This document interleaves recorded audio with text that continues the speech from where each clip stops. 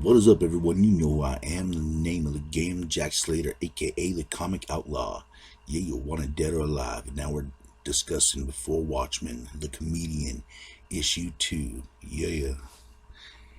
And we're going to get this started right here. Great series, and we're going to rock and roll with it. The last time the Comedian had lost, the nation had lost John F. Kennedy. And this is the repercussions from that. Robert Kennedy, JFK's brother, and the comedian are actually watching a fight. This is an Ali fight, actually, versus Sonny. And this is actually one of the fights that made Ali, or started making the legend of Ali, where he knocked him out in like one round. As the fight goes on, they're discussing politics, the war, and Robert's kind of discussing his plans, for politics, that he's not exactly going to make a straight run for president, that he needs to bide his time a little bit. And this kind of coincides with Ali just knocking this guy through the ropes.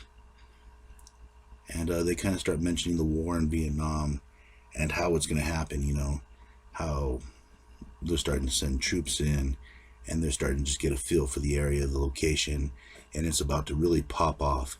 And they decided to send a genuine superhero, aka the comedian, over there for his special skills and his ability to get the job done, if you know what I mean.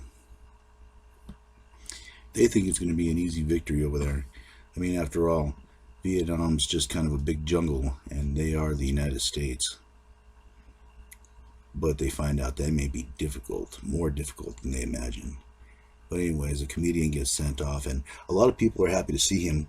I mean, he does have a reputation, amongst the military, amongst the government, as being a legit, quote-unquote, hero. Basically, he's more like a mercenary than anything else, but a patriotic one. Anyways, they load him in the copter, and, they're just kind of going over the jungle. He's getting a feel for that, his men, the area, and Eddie decides that he's going to go hunting. And this is what the comedian came for. He came to kick ass and take names. That's what the comedian does. The comedian actually enjoys what he does. He kills. He has himself a beer, a cigar, reloads his machine gun, goes out, repeat. So he goes out with his men, and they go looking for these advanced troops. They kind of sneak around, and basically they're just kind of going back and forth, hunting them. And they're really not supposed to do this. They don't have orders to do this. The comedians just decided to do it anyways.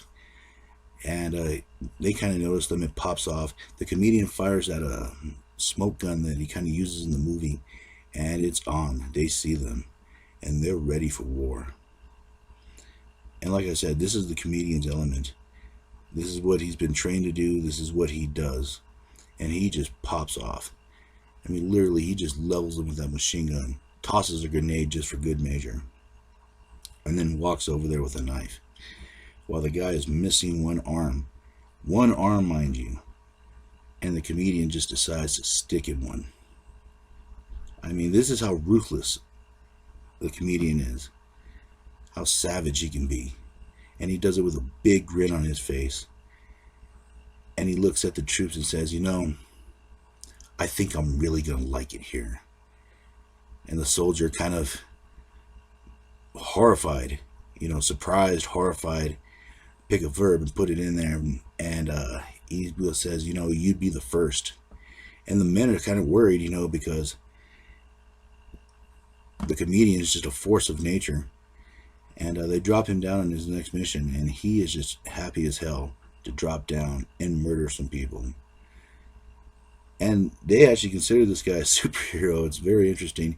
He's sort of like the Punisher of this world, except government sponsored and funded. Anyways, this guy here is kind of selling arms, doing what he does, moving drugs back and forth, and is met with a hell of gunfire. The comedian comes walking out the back. And I just love how he just scares the shit out of this guy. Levels the table, makes him scream, beg for mercy, get on his knees, and then he tells him, he lays in the joke, because the comedian's all about the joke, that they work for the same person. and that this was just all for fun, just to see if this guy would shit his pants. Quite literally, that's all this was about.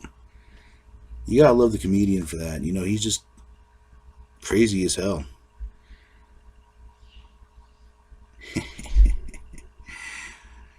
He's one of those quintessential killers, you know.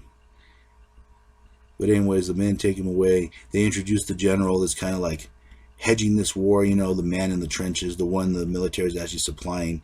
They're actually using the drugs that they're getting in Vietnam and selling them in America, and using that money to actually fund this war indirectly, along with, of course, ciphering taxpayers' money. This is kind of interesting because these guys are kind of like behind the scenes, you know, explaining everything on how a war is really funded, or how certain things get done, and how certain things are hidden from the American public. Because war is actually a very dirty business. It can be very profitable, but it can be very dirty at the same time. And sometimes you have to make a deal with the wrong people in order to get things done. In situations like these, all you have is bad decisions, but you still have to make one, and you still have to move forward. You have to do what's best for your country. Maybe not necessarily for a platoon or a group of men that are going to die, but you have to do what's best overall. And they're trying to find a way to light this candle, to really start off this war, to shit or get off the pot. And the comedian says, well, it's time to shit. And yes, this is an adult comic book show, so if you're under 18, you better slap yourself and go call your mama. Get out of my show.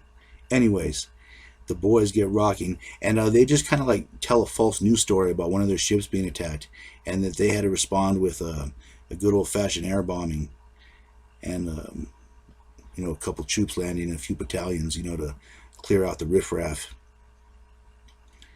And these planes are no joke. They're like literally just leveling everywhere in the jungle. And the comedian paints a smile on his helmet, because he's going to have a good time tonight. He's going to get around and blow something up and have himself one hell of a laugh. But what will happen the next time? We'll find out, won't we? And I'm the Comic Outlaw, and I'll catch you on the flip side.